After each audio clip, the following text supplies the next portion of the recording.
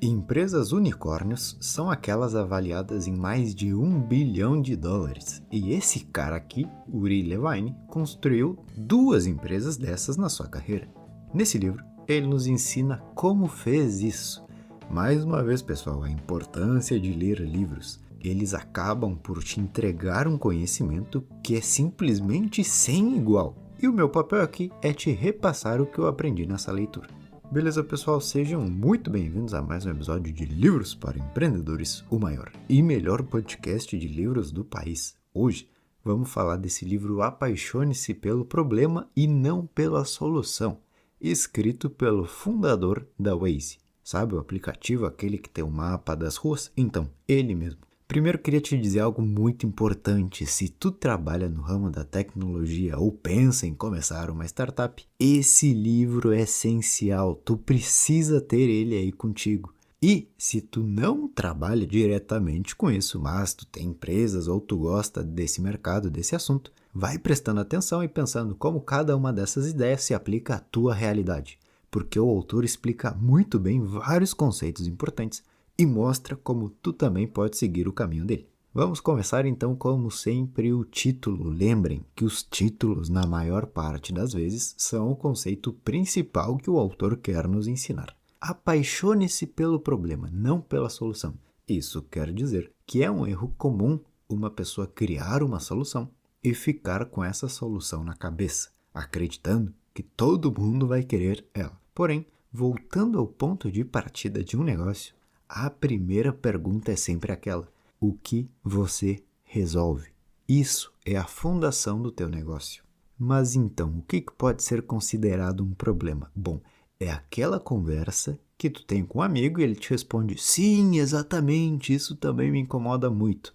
E a partir daí, pensar em como escalar isso. No caso do autor, ele não conseguia ficar preso no trânsito. Para ele, aquilo era algo totalmente sem sentido. E na época, ele ligava para amigos ou familiares e fazia perguntas como: e aí, Joãozinho, tu passou pela zona tal da cidade? E aí, como é que tá lá? Tá muito movimentado? E aos poucos ele foi se dando conta que não era o único a fazer isso. Depois de identificar um problema, tu deve fazer essas 2 perguntas. A primeira delas é: qual é o tamanho do meu público? Ou seja, quantas pessoas reclamam disso ou quantas empresas têm esse problema?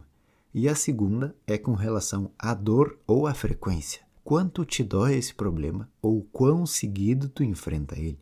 No caso do autor, ele viu que muitas pessoas enfrentavam esse problema 2 vezes ao dia. Uma para ir trabalhar lá pelas 7, 8 horas da manhã e a outra era para voltar do trabalho pelas 5, 6 da tarde. Isso de segunda a sexta com milhões de pessoas no mundo. Então valia a pena tentar fazer alguma coisa. Os problemas podem ser classificados em 4 maiores pontos: frequência, magnitude de dor, custo alternativo e tempo economizado. O que quer dizer cada uma dessas palavras? Bom, a frequência a gente acabou de ver quantas vezes a pessoa tem esse problema. A magnitude da dor seria, por exemplo, tu é uma empresa que ajuda as outras empresas a diminuir os impostos que elas pagam, beleza? Tu está diminuindo uma dor deles, porque eles querem pagar menos imposto. E se é uma empresa que ganha muito dinheiro, eles pagam muito imposto, então essa é uma dor muito grande que tu está resolvendo. O custo alternativo seria uma solução mais barata para aquele problema. Uma plataforma de freelancers, por exemplo, eles conseguem um preço melhor. Vamos supor que eu quero fazer capinhas de celulares para a marca Livros para Empreendedores, beleza? Qual que é o meu custo alternativo mais barato para isso? Eu vou atrás de encontrar essa solução para mim com base no preço. E o tempo economizado, claro, o nome autoexplicativo, seria, vamos supor, uma entrega de delivery programada. Se eu sei que eu vou chegar em casa às 7, eu vou programar um delivery para que ele chegue na minha casa às 7h05. Isso, para mim, é mais rápido do que cozinhar por mim mesmo. Tudo isso são soluções com base na frequência, dor, custo ou tempo. Tenha isso anotado em algum lugar que é muito importante. Uma vez que o autor entendeu isso, criou o aplicativo que vocês conhecem hoje e, de primeira, o negócio virou gigantesco. Claro que não, né, pessoal? Não é assim que funciona, quem dera fosse. Uma vez que a gente tem entendido qual problema solucionamos, vamos à prática. E agora ele fala um pouco sobre os fracassos. Porque quando tu tá tentando fazer algo que nunca foi feito antes, errar é algo que tu precisa aceitar. Apaixone-se pelo problema. Quer dizer o seguinte: eu vou sentar em frente a um quadro branco com uma caneta. E no meio desse quadro gigantesco, eu vou escrever o problema. Vamos supor trânsito. Beleza. Tá lá meu quadro branco, eu tô encarando para ele, só tem a palavra trânsito escrito no meio. A partir disso, eu puxo várias setas com diferentes ideias de como solucionar esse problema. Então, a primeira seta e uma solução. Eu puxo outra seta com outra solução.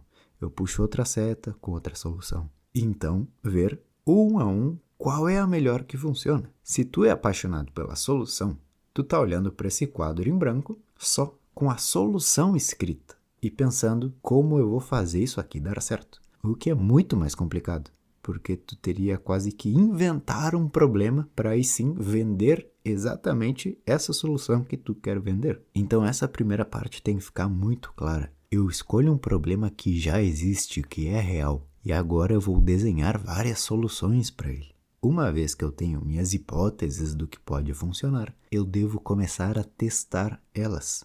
E é aí onde entra a importância de como contamos as histórias a nós mesmos. Uma pessoa comum e corrente diria o seguinte: não acredito que falhei, minha ideia não funcionou. Mas tu sabe que não é assim. Tu é um ouvinte do Livros para Empreendedores. O pensamento tem que ser o seguinte: beleza, essa solução existe, mas o problema segue lá. Vou pensar na próxima solução. Essa aqui que eu testei não deu certo. Vamos tentar resolver o mesmo problema que segue na vida das pessoas de outra forma. Isso não tem nada a ver comigo. Esse é o caminho. E ele diz uma frase muito bacana: o fracasso não é uma pessoa. As pessoas têm medo de fracassar. Elas pensam que algo terrível vai acontecer com elas. Mas, mais uma vez, enxerga o teu negócio como uma hipótese. Eu estou fazendo vários testes para ver o que funciona. E quando eu acertar, pronto, tivemos aí o famoso sucesso, como muitos dizem. A questão é, como saber quando algo dá certo? Eu acordo um dia depois de ter fracassado várias vezes e vejo que eu tenho 5.000 clientes? Então, o autor diz que o mais importante na vida de uma nova empresa é isso chamado adequação do produto ao mercado. Isso é chave. Fixa isso como número 1. Adequação do produto no mercado. Isso não é nada mais do que saber se as pessoas gostam e usam aquilo que tu criou ou não. Grandes empresas lançam novos produtos e encerram eles a todo momento. O Google é um dos mais conhecidos por isso. Eles criaram, vou te falar, o Google+, o Hire by Google, o Google Hangouts, Picasa, Google TV, Google Reader, Google Wave, enfim, muitos produtos são criados, mas como o público não se adequa a eles, cancelam aquilo ali e pronto. Claro que para uma empresa como a deles isso não muda em nada, mas o exemplo é para que tu entenda que o mais difícil, que esse problema até os grandes enfrentam, é descobrir a adequação do mercado. É conseguir entender como as pessoas vão comprar de mim, como elas vão usar meu serviço. Essa é a pergunta difícil a ser respondida. É por isso que tu tem que trabalhar. O livro nos traz 4 formas de conseguir diminuir a dor desse processo, que realmente vai ser bem frustrante, mas quando tu descobre a resposta, é show. Primeiro de todas é a velocidade de cada fracasso. Quanto mais rápido tu entender que, beleza, esse não é o caminho, melhor. Isso te dá a liberdade de testar diferentes soluções para aquele problema. Imagina que eu demorei 1 ano implementando uma hipótese que eu tinha para descobrir que ela não funciona. Isso não pode acontecer, pessoal. Eu preciso achar um jeito de testar rápido e ver de todas essas hipóteses aqui qual se adequa melhor ao mercado. Uma outra forma é ouvindo os clientes. A gente vai falar bastante disso, mas faça perguntas que realmente te levem às respostas que tu quer. Depois ele diz, foque-se no problema. Bom, isso a gente já sabe. E o mais importante, a 4ª forma de conseguir diminuir a dor desse processo é tomar decisões difíceis. Achar a adequação de um produto no mercado já é difícil. Aqui, tu tem que tentar ao máximo deixar as tuas emoções de lado para tomar as decisões mais inteligentes para o teu negócio. Tu já está tentando fazer algo que é difícil. Não deixe com que as decisões do dia a dia tornem o processo mais difícil ainda. Um excelente grande passo que o autor compartilha ser essencial para um negócio de sucesso é o de lançar antes de se sentir pronto. Vamos pegar de exemplo o nosso grande e-commerce de botas de escalada. Eu tenho 7 pares de botas aqui na minha casa, mas só daqui a 40 dias vai chegar a minha próxima encomenda. Vou esperar para lançar o site. Não, pessoal, claro que não. Lança agora, faz um mistério, escuta as pessoas, vê se tu consegue vender alguma dessas 7 botas, inventa umas histórias, mas se mexe. O mais importante no início da tua jornada é tudo menos ser perfeito. Tu precisa estar ativo, estar no ar, estar disponível para começar a sentir algumas coisas. Opa, isso aqui tá bom, isso aqui tá ruim. As pessoas talvez não entenderam isso aqui, as pessoas se confundiram nisso aqui. Isso aqui eu acho que não ficou muito claro. E por aí vai. Pensa na palavra atualização. Tem vários aplicativos que tu usa há anos. E ainda assim, eles estão se atualizando. Isso quer dizer que quando tu começou a usar, era um negócio extremamente básico. Mas era útil. E aos poucos foram acrescentando e retirando funcionalidades. Tu não pode, por hipótese alguma, acreditar que deve esperar para lançar algo. Tu vai ter que fazer malabarismo no início. É assim mesmo. Os problemas vão aparecer uma hora ou outra. Então, se tu tem caixa e tempo de sobra, beleza. Mas se não, tu precisa de todas as respostas o quanto antes, para que antes mesmo eu já comece a minha operação da melhor maneira possível. Olha, hoje a gente está em novembro. Imagina que eu digo, não, tenho que esperar, eu vou lançar só em março do ano que vem. E realmente eu espero ir até março do ano que vem, eu não tenho nada. Porém, se eu digo, beleza, não tô pronto, mas eu vou lançar para ver o que acontece. Eu vou ter dezembro, janeiro e fevereiro para estar em contato com as pessoas, perguntando, pegando informações. Ou seja, o meu negócio em março vai estar muito mais maduro do que se eu tivesse esperado março para lançar um negócio. A função dos primeiros clientes e dos primeiros usuários é te dar uma direção de para onde você deve ir e o que eles mais gostariam de fazer ali. Porque senão, tu vai continuar criando e trabalhando por um negócio que tu acredita como deveria ser. Mas talvez quem vai usar aquilo, que é o cliente, o usuário, realmente ele não sente a necessidade disso que tu quer inventar. Ele sente outra necessidade. Vamos falar agora sobre a palavra disrupção. A boa notícia é que a gente pode definir ela como mudança no equilíbrio de mercado. E agora, esse novo mercado que se criou é muito maior e cheio de oportunidades. Vamos pegar de exemplo o mercado dos táxis. O Uber chegou e realmente foi uma inovação disruptiva. Porém, surgiram novas oportunidades e também novas empresas. 99, Lyft, Cabify. E tu vai ver que cada país que tu for, lá dentro existe o seu próprio aplicativo. Tem a frase de um cara que disse o seguinte: se o seu mercado pode passar por uma disrupção, ele vai. Alguém vai enxergar essa chance e vai fazer isso acontecer. E no caso, tu tem 2 caminhos: ignorar e deixar que outra pessoa faça, ou ser tu mesmo responsável por essa mudança. A questão aqui é que, normalmente, quem causa a disrupção não são as grandes empresas. Elas já estão consolidadas e não querem mudar o mercado. Por que eu vou querer mudar algo que já funciona perfeitamente para mim? Isso não tem sentido. Mas é aí quando uma pequena empresa vai, tenta e consegue. A Netflix tentou diferentes formas de fazer acontecer. Foram até lá conversar com o pessoal da Blockbuster para mostrar que, olha aqui galera, o negócio de vocês de alugar filme bacana e tudo mais, mas é isso aqui que vai acontecer com o mercado dos filmes nos próximos anos. Escutem a gente. E o pessoal da Blockbuster falou o quê? Sim, tá bacana, vai. Porque isso é claro, se eu já sou gigante e tô confortável, é difícil acreditar num pequeno negócio como a Netflix e que eles me digam que vão roubar minhas pessoas. Então guarda isso. Se existe a chance do seu mercado sofrer uma disrupção, ele vai. A questão é saber se tu quer entrar na onda e se sim, quando. Porque uma boa ideia também é a do timing. A gente já falou sobre isso em outros livros. A Amazon, por exemplo, não foi a primeira empresa do mundo a vender livros online. Quem realmente foi, tu sabe dessa história? A primeira empresa na história a vender livros de forma online se chama Bookstack Unlimited. Se eu não me engano, foi em 1993. E olha, tu nunca ouviu falar neles, porque não deu certo. Mas nosso amigo chegou alguns anos depois, Jefferson Bezos, viu que era uma boa solução a ideia da livraria online. Esperou o boom da internet acontecer. E aí sim, ele fez o que fez. Isso é o quê? O timing. O negócio do pessoal era bom, mas o mundo ainda não estava confiante o suficiente para colocar o cartão de crédito na internet. Lembrem, adequação do produto ao mercado. Eu posso ter um ótimo produto, mas o meu mercado ainda não se adequa a ele. E bom, pessoal, espero que vocês estejam atentos, porque agora é uma hora muito importante.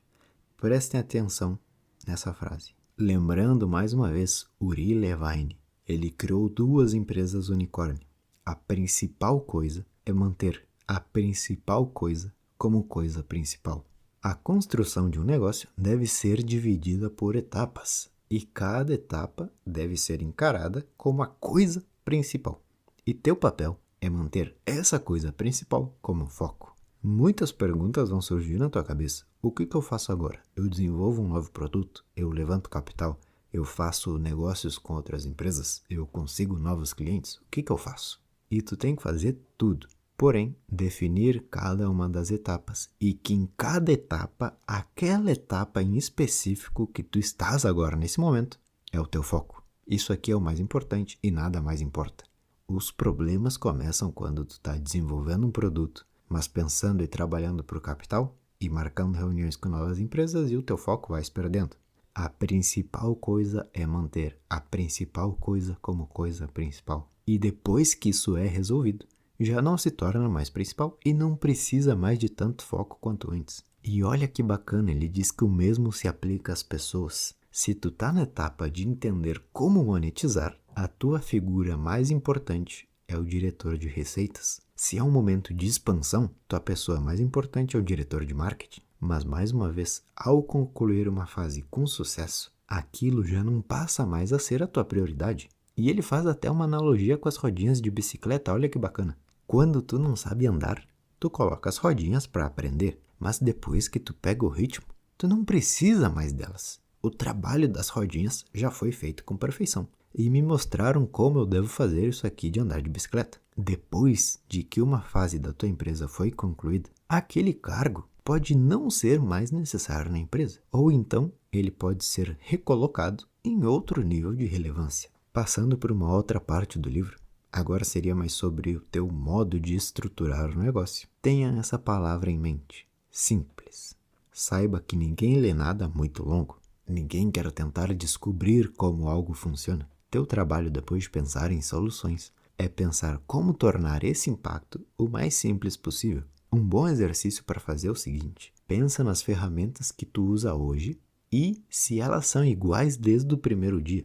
Olha que bacana, eu nunca me dei conta disso. A primeira vez que tu fez uma pesquisa no Google, aposto que era uma página em branco, escrito Google, e tinha um lugar para pesquisar, certo? Vai pesquisar hoje, depois de 20 anos. É a mesma coisa.